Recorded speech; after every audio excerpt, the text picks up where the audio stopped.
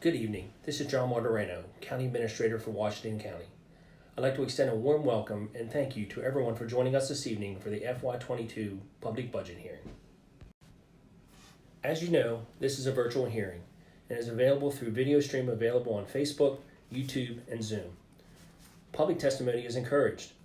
Public comment may be submitted for up to 6 days following the public hearing, and the deadline for comments is Monday, May 24th at 4 p.m.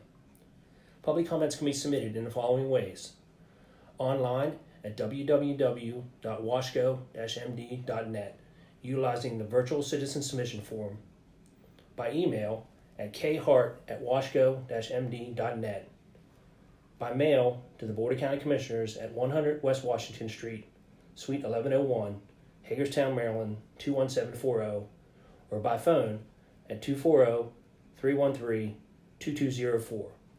Please leave a voicemail with your comment. I would like to first take an opportunity to introduce the Board of County Commissioners, starting with President Jeffrey Klein, Vice President Terry Baker, Commissioner Charles Burkett, Commissioner Wayne Kiefer, and Commissioner Randy Wagner. The FY22 Citizens Guide to the Budget can be found on the county's website and contains a budget overview, general fund summary, capital summary, debt summary, and expenditures by function. Please take a moment to download the document. The services that the county provides are far-reaching, from law enforcement and emergency services to public works to plan review and permitting. As you can see, the citizens of Washington County are at the forefront of all that we do. Understanding and recognizing the needs of our citizens is the driving force of our budgetary decision-making. We thank you all for the opportunity to serve you. County government is represented by 5 service categories: education, public safety, economic development, human services, and infrastructure. These service categories provide a focus for staff and county officials as we seek to responsibly allocate county funds. We strive to fulfill our duty to our citizens and our community by focusing on our mission, vision, and values with staff who are dedicated to our county. The county's real property tax rate is 94.8 cents per $100 of assessed value and remains unchanged for fiscal year 22. At the Board of County Commissioners meeting on April 20th, 2021, the Commissioners reduced the income tax rate from 3.2% to 3%, effective January 1st, 2022, saving the average taxpayer $100 per year. The FY22 budget was balanced based on this change. And with that, I would like to turn it over to Sarah Greaves, Washington County's Chief Financial Officer, for an overview of the county's operating and capital budget. Sarah? Thanks, John. The budget process spans from November through May of each year, passing through 3 major budget phases, including development, review and modification, and ultimately adoption. Financial forecasts, economic trends, policy review, and citizen input are all part of this process. Many of you are familiar with the county's largest fund, the general fund, since this is where taxpayer dollars are budgeted and accounted for. However, the county budgets and operates for 19 different funds comprised of more than 150 departments. And therefore, each year, county personnel review and budget over 2,800 account combinations before presenting the budget to the Board of County Commissioners. The general fund represents 83% of all operating funds and has a proposed fiscal year 22 budget of $251.9 million. A 5-year general fund budget history is shown on the top graph and represents approximately 3% increase per year. The capital budget is shown in the graph below and is $54.9 million for fiscal year 22. The capital budget can fluctuate more than operating budgets and varies primarily due to construction schedules and the expectation of grants and other outside funding that can be secured, such as developer contributions. The county has increased the general fund appropriation to the capital plan from $800,000 in fiscal year 21 to $4 million in fiscal year 22, representing an additional $3.2 million to the plan. $500,000 of this appropriation is directly related to speed camera revenue, which serves to support the police, fire, and emergency services training facility. Once that project is complete, the funding will be programmed to support the patrol relocation project. 96% of general fund revenue is derived from property taxes and local taxes. The top left graph represents property tax revenue, which is $135 million or 54% of the total budget. This represents a 2% increase over fiscal year 21, or approximately $2.5 million, and is based on assessments from the State Department of Assessments and Taxation. The property tax rate remains unchanged for fiscal year 22 at 94.8 cents per $100 of assessed value. The lower left graph shows local tax revenue, the majority of which comes from income tax and is $106.2 million and 42% of the budget. You can see on the graph a substantial increase over fiscal year 20 and 21 budget, which is directly related to the income tax rate of 3.2%. As discussed earlier, the Board of County Commissioners voted to reduce income tax from 3.2% to 3%, which will become effective January 1 of 2022. The top right graph, charges for services, represents approximately 2% of county revenues. The majority of the change is related to the anticipated decrease in speed camera revenues of $300,000. The lower right graph represents grants for operations, which also is about 2% of the budget and can fluctuate slightly from year to year. The increase shown is mainly related to the SAFER grant that was received to pay for the 33 firefighters that were hired in fiscal year 21. The county anticipates receiving this grant for a 3-year period. The pie chart in front of you provides a snapshot of county priorities. For the fiscal year 22 budget, education and public safety activities combined amount to $179 million and represent 73% of your tax dollar. While a budget of approximately $252 million is substantial, it's important to understand that over half, or about $135 million, is provided to organizations outside of county government that provide services to our citizens. You can see that represented in the first 2 rows of the chart in front of you. $16.3 million, or about 6%, of the budget is transferred to other county funds. Included in the $16 million is $4 million to the capital fund and $9 million to the highway fund to support operations. Debt service represents $15.3 million, or 6%, and is based on amortization schedules. Wages and benefits represent 26%, or $66.3 million in costs. And finally, the county operates on the remaining 8%, or approximately $19.4 million.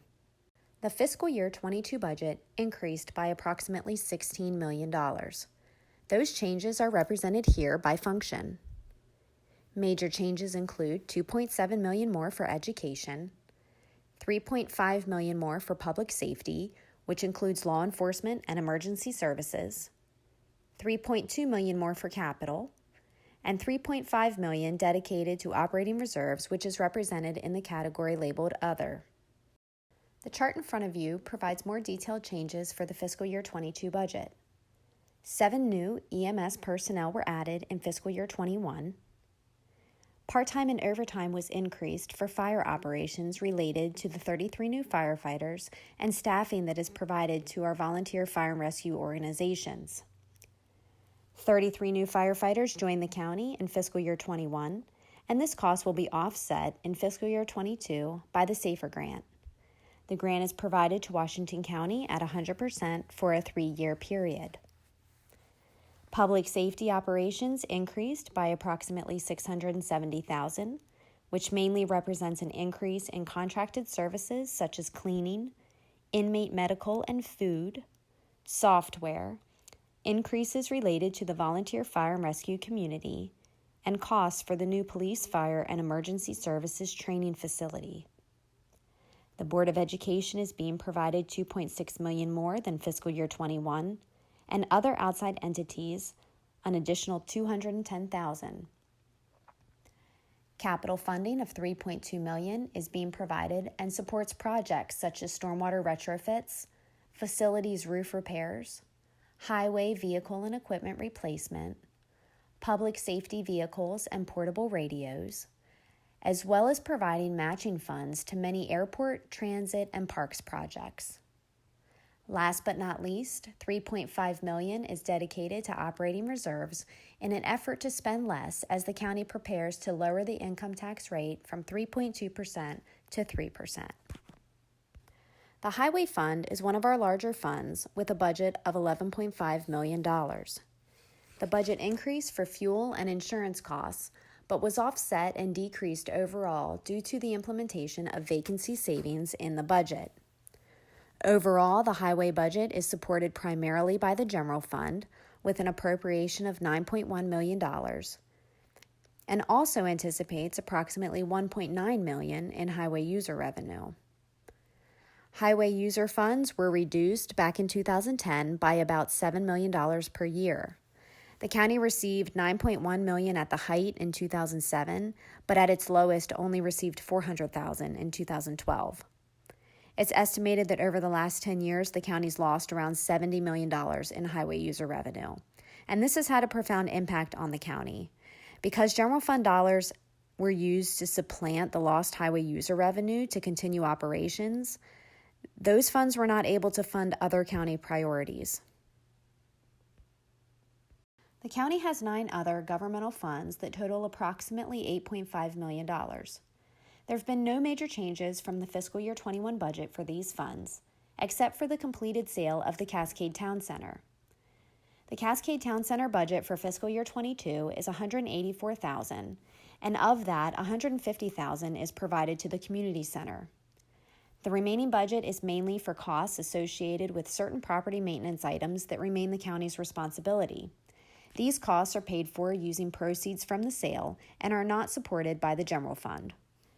The county has 5 enterprise funds, including airport, transit, Black Rock Golf Course, solid waste, and water quality. The airport fund budget of approximately $2 million is currently self-supported and requires no appropriation from the general fund. The majority of the revenue is derived from corporate hangar and T-hangar rent. Overall, expenditures increased by about 2%, and that is directly related to wage and benefit costs. The golf course fund budget of approximately $1.2 million is supported mainly through golfing and restaurant revenues. However, a general fund contribution of $350,000 is required to balance the budget. The golf budget increased over fiscal year 21 by 2%, mainly related to wage and benefit costs. The transit budget for fiscal year 22 is approximately $2.8 million. The county does receive federal and state grants of around $1.2 million that support the operation. The general fund does, however, subsidize the fund with an almost $1 million annual appropriation. Costs increased over fiscal year 21 by about $100,000 related to wages and benefits, contracted services, and an increase in software costs. The solid waste fund budget of $8.4 million is supported mainly through tipping fees of $6.9 million and permit fees of about $900,000. Solid waste does receive a general fund appropriation of about $450,000, which is used to fund closed sites that are currently not generating revenue and the recycling program. The budget did increase by approximately $220,000, which provides for wage and benefit increases, new lease agreements, leachate treatment, and maintenance costs. The water quality funds encompass the Utility Admin Fund, Water Fund, Sewer Fund, and Pretreatment Fund. Combined, they total $18.8 million and are mainly supported through utility and wholesale revenues. In total, the costs increased approximately $575,000 over fiscal year 21, mainly due to wage and benefit costs related to STEP and COLA, but also to 2 new positions for stormwater management that are necessary to meet requirements related to the NPDES permit. The budget does call for a 3.5% increase on water and sewer rates. The budget for the water fund does include a $187,000 contribution from the general fund. The sewer fund, however, does not require a contribution at this time, but instead is drawing from cash reserves in the amount of $626,000 in order to balance the budget. Capital budgeting is a critical component in serving our citizens.